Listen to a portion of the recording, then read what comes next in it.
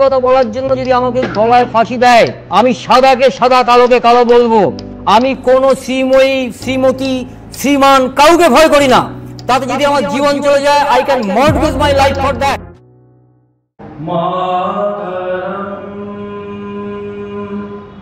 वंदे मातरम सुजला सुफला मलयज शीतला सस्य श्यामलं मातरम वंदे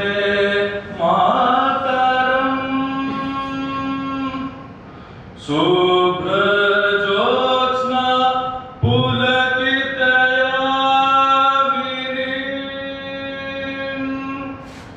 पुल्यकुसुमिता धूमदलशोभिनीं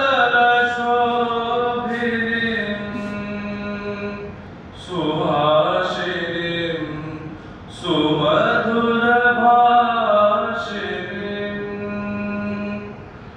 सुखदा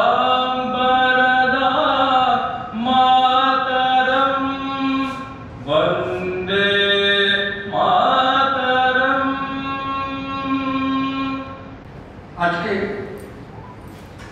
ভারত সভার নেতৃত্বে গঠিত 28টি প্রতিবাদী মঞ্চ এবং মুখর বাংলার উদ্যোগে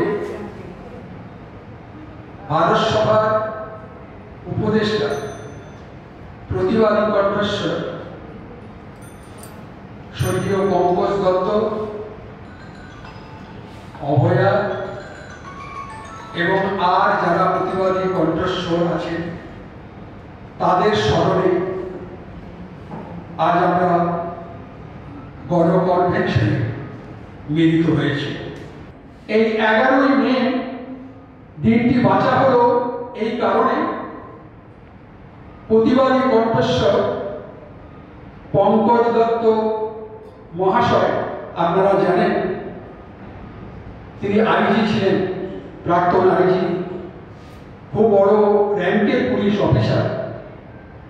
তার সিকিউরিটি থাকার কথা, কিন্তু প্রশাসনিক কারণে তার সিকিউরিটি তুলে নেওয়া হয়। তারই প্রতিবাদে আদালতে এটি কেস ফাইল করা হয় এবং আদালত তার সিকিউরিটি বহাল রাখে। সেটা আজকের দিনে এটা বিচার ব্যবস্থার প্রতি আমাদের যে একটা শ্রদ্ধা এবং ভালোবাসা এবং প্রতিবাদী কণ্ঠস্বরের যে আবেদন আদালত শুনেছেন, তারই স্বীকৃতি স্বরূপ আজকে এই 11ই মে দিনটা আমরা বেছে নিয়েছি। আপনারা যে ঐতিহাসিক হলেতে বসে আছেন, একদিন ব্রিটিশ সরকারের অন্যায় অবিচারের বিরুদ্ধে এইখান থেকে ধ্বনিত হয়েছিল এবং তখনও পর্যন্ত রাজনৈতিকভাবে প্রস্তুত ছিল না। তা সত্ত্বেও সেই 1876 সালের 26শে জুলাই প্রতিষ্ঠিত ভারত সভা প্রথম রাজনীতিগতভাবে পথে নেমে এবং ইংল্যান্ডে গিয়ে সেখানকার জনমত গঠন করে অন্যায় অবিচারের বিরুদ্ধে প্রতিবাদ করেছেন। আজকে এই দিনটিতে যার প্রতি শ্রদ্ধা নিবেদনের জন্য আমরা সকলেই এসেছি, তার প্রতি আমার অর্থাৎ পঙ্কজ বাবুর প্রতি আমার অন্তরে গভীর গভীর শ্রদ্ধা একান্তভাবে নিবেদন করছি। কখনো কখনো দেখা হয়েছে, এই মঞ্চেও দেখা হয়েছে, কখনো কোনো স্টুডিওতে দেখা হয়েছে, কথা হয়েছে। মানুষটির কথাবার্তা মনোযোগ দিয়ে শুনেছি, স্পষ্ট কথা বলে, বাংলা উচ্চারণের মধ্যে কোনো রকমের অস্পষ্টতা ছিল। মন যেমন স্বচ্ছ ছিল, ভাষাও তেমনি স্বচ্ছ ছিল।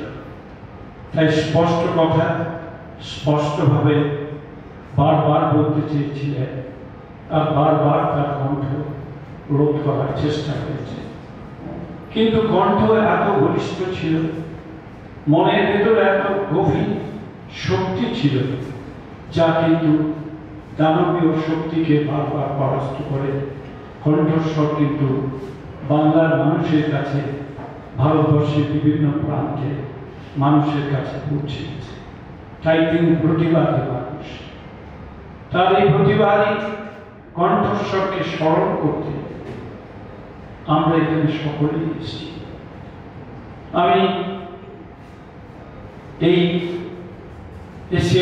সোসাইটির ভারত সভার সম্পাদক যিনি আছেন, সভাপতি মহাশয় আছেন, তাদের কাছে একটা অনুরোধ করব।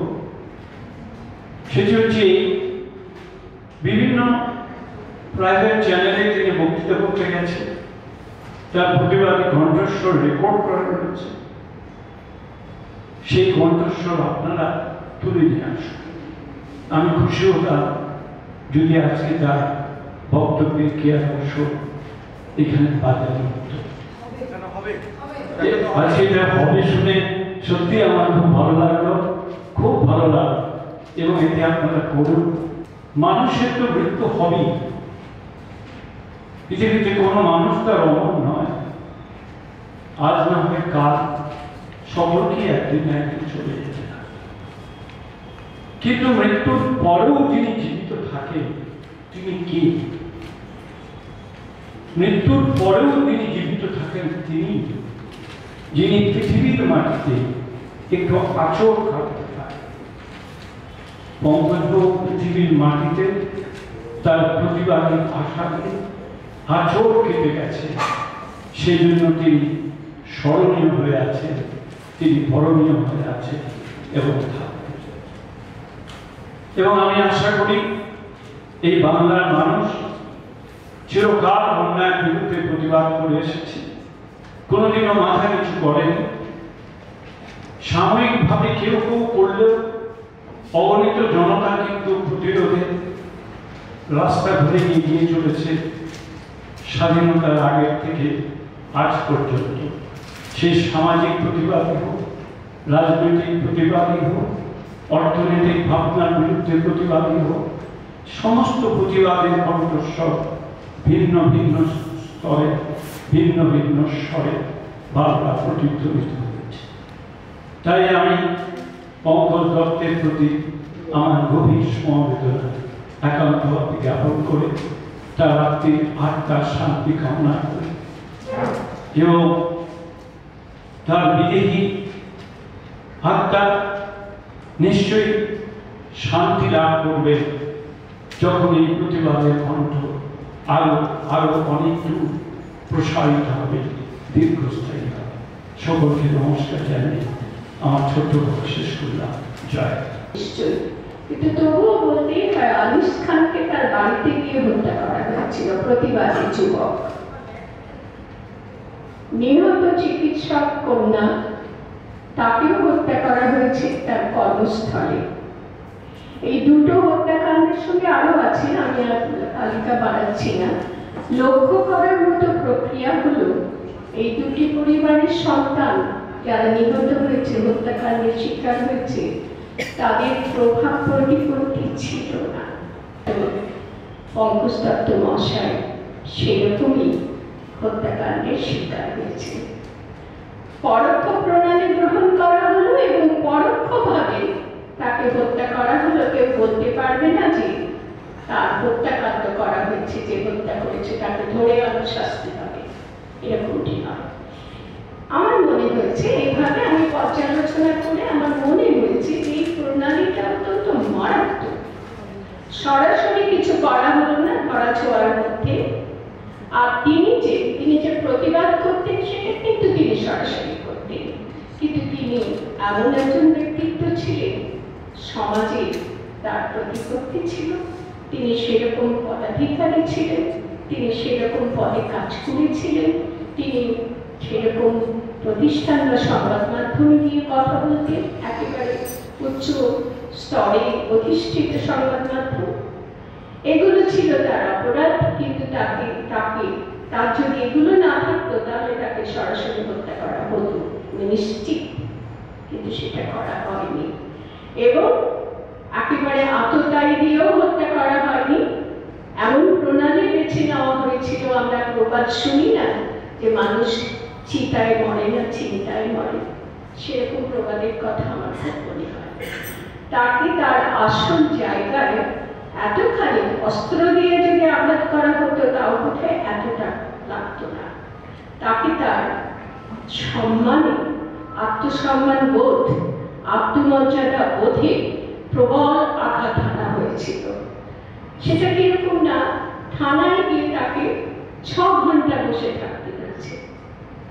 এই প্রক্রিয়ার কথা আপনার আমার আমাদের সাধারণ, মানে আমার অন্তত সাধারণ মস্তিষ্ক মনে হয় খুব বেশি ক্রিমিনাল মাইন্ডের যদি কেউ না হয় তাহলে এগুলো পারবে না। আমাদের সেই ক্রিমিনাল মন নেই, অপরাধীর মন নেই, দুরন্ত অপরাধীর মন। এরা সেই অপরাধীর মন নিয়ে একে কিভাবে শায়েস্তা করা যায় তার প্রক্রিয়া অবলম্বন করেছে এবং আসল জায়গায় আঘাত দিয়েছে, তিনি সেটা নিতে পারেননি। আমি এই প্রক্রিয়ার বিরুদ্ধে আমার মনে হয় আমাদের এখন সজাগ হওয়ার সময় হয়েছে সকল স্তরের মানুষের, যে আমরা এই প্রক্রিয়াগুলো চিনে নেব এবং এই প্রক্রিয়াতে মানুষকে পৃথিবী থেকে সরে যাওয়া, প্রতিবাদী মানুষকে সরিয়ে দেওয়ার এই প্রক্রিয়াতে সফল হওয়াকে আমরা নিশ্চিতভাবে, সংঘবদ্ধভাবে, ঐক্যবদ্ধভাবে আমরা রুখে দিতে পারব।